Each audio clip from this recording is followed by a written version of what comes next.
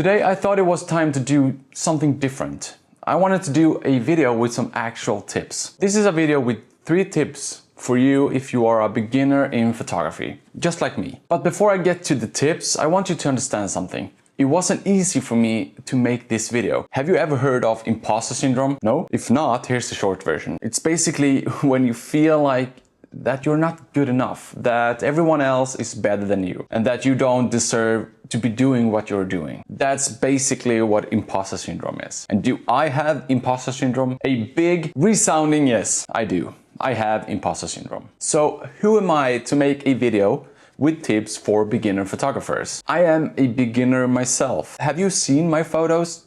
No? No? Be sure to check my Instagram out. I don't think that my photos are even that good. And yet, here I am making this video with tips for beginner photographers. And why is that? Because it hit me. That's exactly why I should make this video. I will never try to make you think that I'm some kind of an expert. I'm just sharing my own perspective and documenting the journey to become a better photographer. And these tips is actually tips I wrote down for myself, and now I want to share them with you. And I'm hoping that you can resonate with them and that you actually are getting something from this video. So if you were expecting the classic advice like rule of thirds, exposure, leading lines, and negative space, all that, you won't find it here. There are brilliant photographers out there who can show you all of that with their stunning work. And just to be clear, this video is not just for you, it's actually for me too. Because I don't always follow these tips myself, especially the last one. But let's get into it. Tip number 1, quit social media. Wait, what? Why on earth would I tell you to quit social media? Isn't Instagram the place for photographers, and isn't YouTube like social media too? And if people quit YouTube, then what's the point of me even making this video? Well, I think it's complicated. YouTube, sure, it makes sense to be here, so don't leave YouTube. But Instagram, let's be honest, it isn't about photos anymore. Not like it used to be. These days, it feels more like an endless ad machine, and I don't know. It's not about photos anymore. It's more about, Reels. TikTok destroyed everything. So why do I say quit? Because I want to ask you this. How often do you scroll through your feed and feel like that you're not good enough? How often do you look at other photographers' work and immediately feel smaller, less talented, almost invisible? Well, that's social media doing its work. When I was a kid, social media didn't exist. Well, it did, but not in the way it does now. I didn't even have a phone back then. And the world I knew was limited to the kids in my class, the people in my neighborhood. And today we know, or at least we think we know, everything about everyone. But really, it's not the truth. It's a filtered version, the story people want us to believe. And when you are bombarded with everyone else's highlight reels, you lose your own voice. You start to think that you should take photos a certain way, edit photos a certain way, and you have to take photos of this thing right there. You have to shoot that subject. I'm gonna tell you, it's all lies. It's just noise. Think of it like this. If you take certain medications, or for example, drugs, your body stops producing what you're putting in. So take opioids, for example. They exist in some painkillers like morphine and in narcotics like heroin.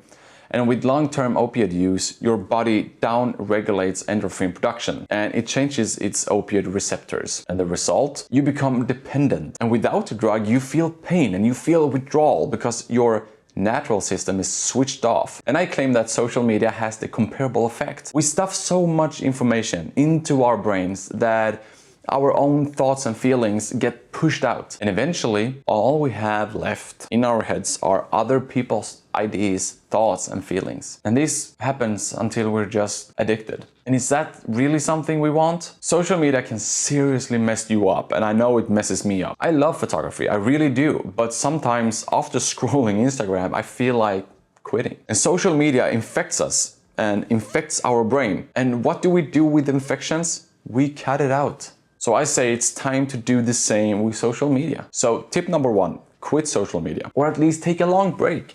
Give your brain back to yourself and let your own ideas breathe again. So tip number 2, gear does matter. I know I'm going against the stream saying this, but gear matters. How often have you heard the opposite? It's not the camera, it's the person behind it. And yes, of course, that's true to a point. You can hand the best camera in the world to someone who doesn't know how to use it. and the photos will still be bad. But when I first got into photography, I had an old Canon 600D, old and beloved, a solid, capable camera, not top of the line, but definitely good enough. I used it when I went out shooting in the beginning when I was super excited about photography. Then one day I went out shooting with my good friend Tom, and he let me borrow his Sony A7C. And wow, what a difference. The photos immediately looked better. I pressed the shutter button and click, a beautiful photo. How was that even possible? Wasn't gear supposed not to matter? And was I suddenly a better photographer in that moment? No. But the truth is, the camera helped me. The technology inside it made it easier. It made it more fun. And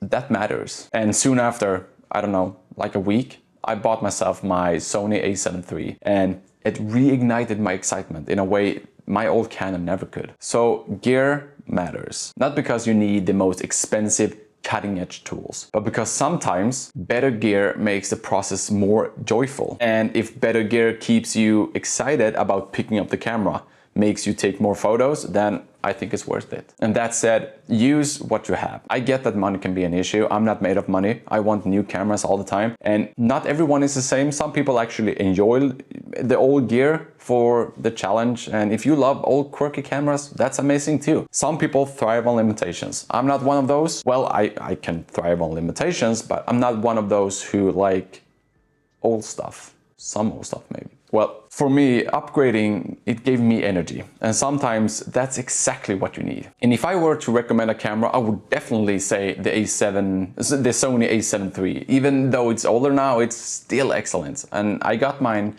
for about $800 used condition, but it was really nice condition. And I think it's about $1,100 in new condition.